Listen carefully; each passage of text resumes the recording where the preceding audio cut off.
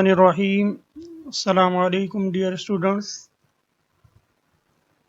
Today, our topic is homeostasis, and you know very well this is the chapter number 1 of your second year class. So, question arises here, what is homeostasis?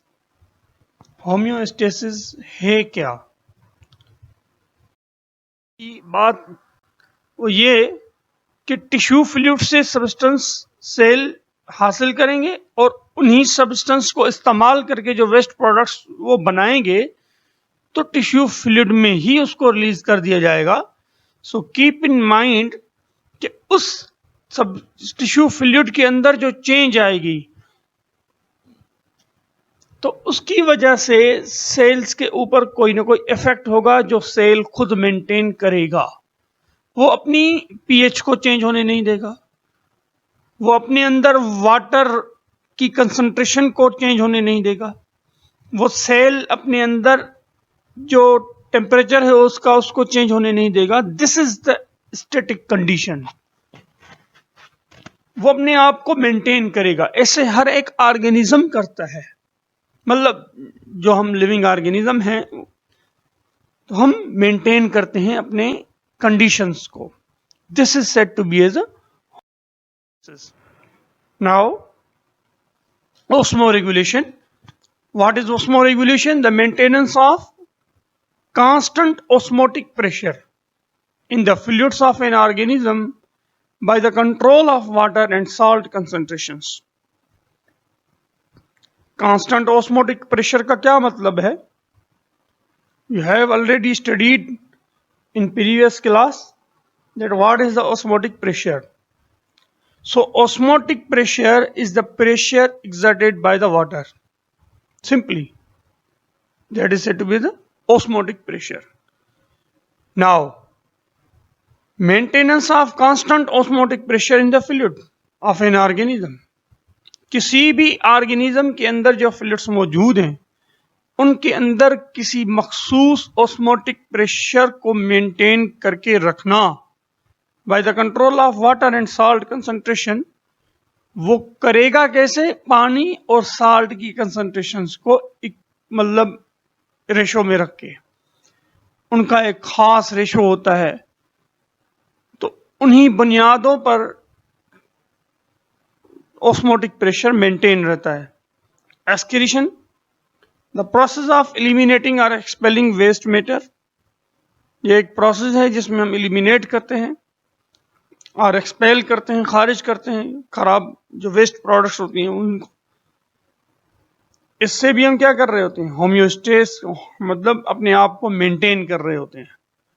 क्योंकि these waste products में change the entire environment, internal environment of our body. So that's why we have to expel out. हमने उनको expel करना है, खारिज कर देना है. तो इस तरह हम excretion को भी इसमें include करते हैं homeostasis में. Now, thermoregulation. What is thermoregulation? Thermoregulation is a process that allows your body to maintain its core internal temperature. Thermoregulation एक प्रोसेस है जिसके जरिए हमारी बॉडी हमारे इंटरनल टेम्परेचर को मेंटेन करके रखती है. मिसाल के तौर पे सर्दियों का मौसम आ गया, आपका जिस्म इतनी हीट प्रोड्यूस करेगा कि आप बाहर की ठंडक से आपके जिस्म में कोई बीमारी पैदा ना हो. बाहर का टेम्परेचर कम है, आपकी बॉडी का टेम्परेचर उस वक्त ज्यादा है. और जब गर्मियां आती हैं बाहर का टेम्परेचर ज्यादा हो जाता है, बॉडी का भी टेम्परेचर होता है, तो हमारी बॉडी स्वीटनिंग करती है, खारिज करती है. पसीने के जरिए एवापोरेशन जब होती है तो हमारा बॉडी का इंटरनल टेम्परेचर क्या होता है? वो मेंटेन रहता है. इस तरह नहीं होता कि टेम्परेचर बढ़ जाए. हाँ, कुछ कंडीशंस ऐसी हैं, हम आगे डिस्कस करेंगे इसी लेक्चर में इंशाल्लाह, कि जब हीट बढ़ जाती है तो बंदे को हीट स्ट्रोक हो जाता है.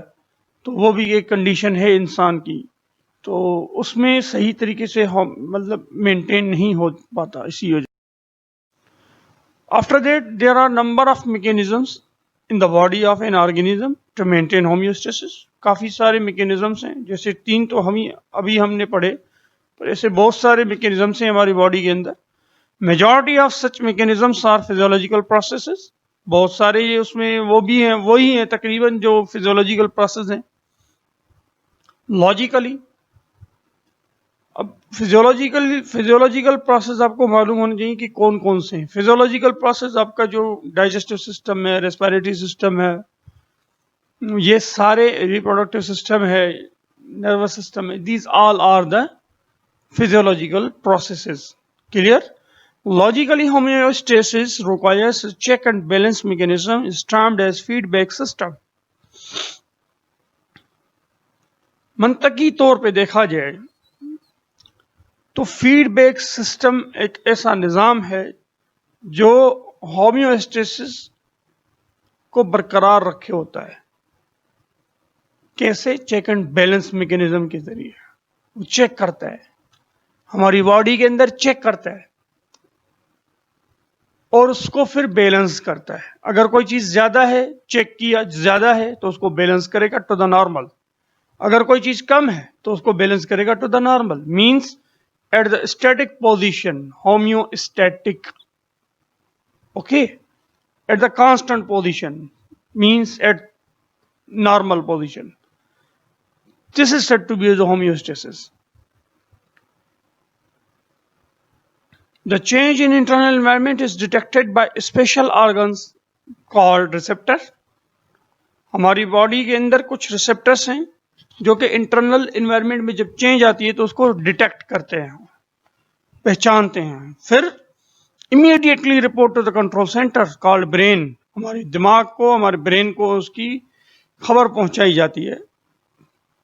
जब उसको मालूम हो जाता है हमारे ब्रेन को, तो फिर वो उसके मुताबिक एक्शन लेगा.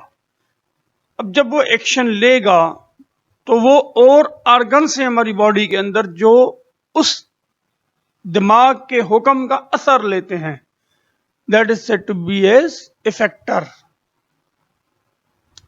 Those organs which receive, which determine, which detect any change, these are said to be as the receptor, and then sent to the brain, means control system. Our brain is the control system, controlling center, and then brain sends an order. That order is received by effectors. Okay, control center called brain, which decides about appropriate response and send it to an other organs called effectors. उसको फिर effectors के through effectors के पास पहुंचाया जाता है. Which could, sorry यहाँ पर कोल लिख गया गलती से, which could play its role in bringing target substance back to normal. वो इफेक्टर्स क्या करेंगे? उस टारगेटेड सब्सटेंस को, जिसका हुक्म दिमाग ने भेजा है, उसको वापस करेंगे नॉर्मल की तरफ. इस तरह का होता है होमियोस्टेटिक कंट्रोल सिस्टम. कोई भी वेरिएबल होता है, इम्बैलेंसिंग होती है, फिर वो पॉजिटिव हो चाहे नेगेटिव हो, ऊपर हो या नीचे हो. सबसे पहले stimulus produces change in the variable. जैसे ही कोई स्टिमुलस मिला तो उसके वजह से चेंजिंग आएगी. किसमें? वेरिएबल में, मतलब होमियोस्टेसिस में कोई ना कोई चेंजिंग आएगी. Change detected by the receptor, उसको रिसेप्टर डिटेक्ट करेगा. फिर रिसेप्टर उसको आगे भेजेगा कंट्रोल सेंटर की तरफ. Information, input information sent along afferent pathway to the control center. अब ये कंट्रोल सेंटर के पास इंफॉर्मेशन आ गई कि कहां पर और कौन सी चेंज बॉडी में आई है, तो फिर कंट्रोल सेंटर उसके मुताबिक एक हुक्म जारी करेगा जो इफेक्टर को मिलेगा, और वो इफेक्टर आके फिर उसी ऑर्गन को वापस करेंगे और उसके मुताबिक उसको मेंटेन करेंगे. Now it has been observed that there could be negative as well as positive feedbacks. जहां पर नेगेटिव फीडबैक है वहीं पर पॉजिटिव फीडबैक्स भी हैं. नेगेटिव फीडबैक क्या है? Negative feedback refers to opposite effect produced in relation to any change in the body fluids. Body fluids में कोई भी चेंज आती है तो उसके अपोजिट में कोई चेंज आए बॉडी के अंदर, that is said to be the negative feedback. कोई ऐसी चीज पैदा हो, मिसाल के तौर पे आगे लिखा हो, for example as the consequences of eating sweets और candies the level of glucose is raised in the blood. जब हम ज्यादा मिठाई मीठी चीजें मतलब खाते हैं, कैंडीज खाते हैं, तो हमारी बॉडी में ग्लूकोज लेवल जो ब्लड में है वो ज्यादा हो जाता है। It triggers the mechanism which decrease the blood glucose level back to the normal limit. तो उसकी बढ़ती हुई अलार्मिंग लेवल हमारी बॉडी के अंदर एक मैकेनिज्म को स्टिमुलेट करती है, एक्टिवेट करती है, ट्रिगर करती है, तो वो उसको फिर नॉर्मल लेवल तक ले आता है। And that system you have already studied in the previous class, that when glucose level increases, then the insulin hormone produced by the beta cells of pancreas releases in the blood. That insulin hormone decrease the concentration of blood glucose to the normal. On the other hand, positive feedback refers to the series of similar effects produced, which leads to the enhancement of the change under consideration. अब ये क्या है? ये positive feedback है। मतलब जैसे negative feedback opposite में function perform कर रही थी, ये अपोजिट में फंक्शन परफॉर्म नहीं करेगी। ये उसी डायरेक्शन में, मिसाल के तौर पे अगर ब्लड ग्लूकोज लेवल बढ़ गई है तो ये और भी बढ़ा देगी, means in the same direction, it has no opposite direction. तो इसी तरह का एक मिसाल है, मतलब एग्जांपल लिखा हुआ है के हवाले से। In case of temperature regulation in warm blood animal, जब वार्म ब्लडेड एनिमल में टेम्परेचर रेगुलेशन की बात आती है, increase in body temperature leads to further increase in temperature rather than decreasing it. उनकी बॉडी का जो टेम्परेचर है वो बढ़ता ही जाता है बजाय इसके कि वो कम हो। तो नतीजतन क्या होगा? Heat stroke.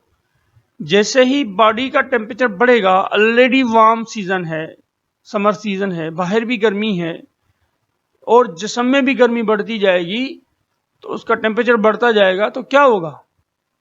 हीट स्ट्रोक हो जाएगा, गर्मी लग जाएगी। This is a figure which shows the negative feedback. Stimulus सबसे पहले आता है ब्लड ग्लूकोज लेवल, जो मैंने अभी अभी आपको बताया है। और सेम इसी तरह, ऐसे ना हो कि बच्चे समझ लें शायद कि इंसुलिन अगर आए और इंक्रीज्ड लेवल को नॉर्मल तक ले आए तो ये नेगेटिव फीडबैक है, और जब ब्लड ग्लूकोज लो हो तो ग्लूकागॉन हार्मोन रिलीज हो और वो ब्लड ग्लूकोज लेवल को नॉर्मल पॉइंट तक ले आए, तो वो पॉजिटिव फीडबैक होगा। ऐसा कुछ भी नहीं है। These both are the example of negative feedback. Keep in mind, negative feedback is always in the opposite direction. वो अपोजिट में काम करेगा। तो ब्लड ग्लूकोज लेवल जब बढ़ी हुई है तो इंसुलिन आता है। In the case first case में देख लें आप, तो स्टिमुलस आया, ब्लड ग्लूकोज लेवल बढ़ गई, तो इंसुलिन हार्मोन रिलीज हुआ। इंसुलिन हार्मोन ने रिलीज, मतलब हार्मोन रिलीज होने के बाद लिवर के पास गया और नॉर्मली, मतलब क्या हो गया कि ब्लड ग्लूकोज लेवल नॉर्मल तक आ गई। और सेम इसी तरह जब ब्लड ग्लूकोज लेवल कम हो गई है, फॉल्स डाउन हो गई है, तो ग्लूकागॉन हार्मोन निकलेगा और वो हमारी जो मसल सेल्स हैं, लिवर है, उनमें से जो मतलब स्टोर्ड ग्लूकोज है उनको तोड़ेगा, जिसको हम ग्लाइकोजन कहते हैं, उसको तोड़कर और ग्लूकोज को हमारे ब्लड में शामिल करेगा। तो इसका मकसद क्या हुआ? Normal blood glucose level again normal हो गई। तो इसका मतलब ये हुआ कि जब कम हुई तो उसको बढ़ाया गया, मतलब इन द अपोजिट। जब बढ़ी थी पहले केस में तो उसमें भी कम किया गया था, मतलब in the opposite. So negative feedback is always in the opposite. Hope you got it. Inshallah we will meet in next lecture.